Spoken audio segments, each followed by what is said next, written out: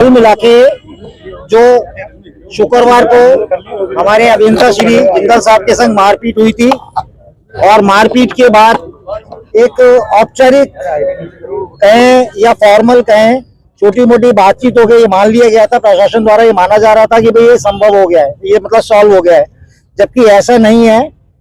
ये घटना जो है इंजीनियर्स के संग गलत हुई है। सारे इंजीनियर जो है फील्ड में अलग अलग जगह काम करते हैं, पब्लिक डीलिंग करते हैं, पब्लिक के बीच में ही काम करते हैं। तो हमारा संगठन का निर्णय यह है और सारे कर्मचारी बंधुओं का निर्णय यह है कि भाई इसमें हमारे को जो है ऐतराज दर्ज करना है।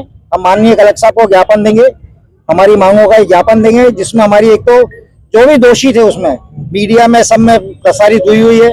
सरकार अपने स्तर पर, क्योंकि सरकार के कॉल पर गए थे हमारे इंजीनियर साहब, सरकार अपने स्तर पर संज्ञान ले और दोषियों के विरुद्ध कठोर कार्यवाही करे, उनको पाबंद करे। भविष्य में इसकी पुनरावृत्ति में और भविष्य में ऐसा कोई भी होता है उसका आश्वासन हमको प्रशासन दे, सरकार दे, क्योंकि हम सब लोग सरकार के लिए और कम्युनिटी के लिए काम कर रहे हैं। उसी संबंध में हम आज ज्ञापन देने आए हैं और अपनी बात रखने और अपनी मांग रखने कलेक्टर साहब के पास। उस दिन भी तो बात हुई थी। उस दिन क्या बात हुई थी? उस दिन बात हुई थी। उस दिन बात में ये होता है, एक फॉर्मल सी बात हो गई थी। उस दिन हमारे संगठन के साथी भी लोग नहीं थे, 15-20 जने हैं बेचारे जो अवेलेबल थे।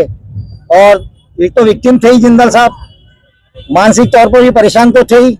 उस समय जो हुआ हम उसको, हमारी एसोसिएशन जो जयपुर की एसोसिएशन है और दूसरी सारी अदर डिपार्टमेंट्स की एसोसिएशन है इंजीनियर्स वगैरह की, उन्होंने उसको स्वीकार नहीं करा। उनको कहा पहले व्यवस्था पुख्ती हो, केवल माफी, केवल फॉर्मल कह के सॉरी बोल दिया, ऐसा काम नहीं चलेगा। भविष्य के लिए पुख्ता व्यवस्था, अपराधियों को दोषी करार देते हुए उनके खिलाफ कानूनी कार्रवाई की जाए और तभी हम सोसाइटी में जाके काम कर पाए।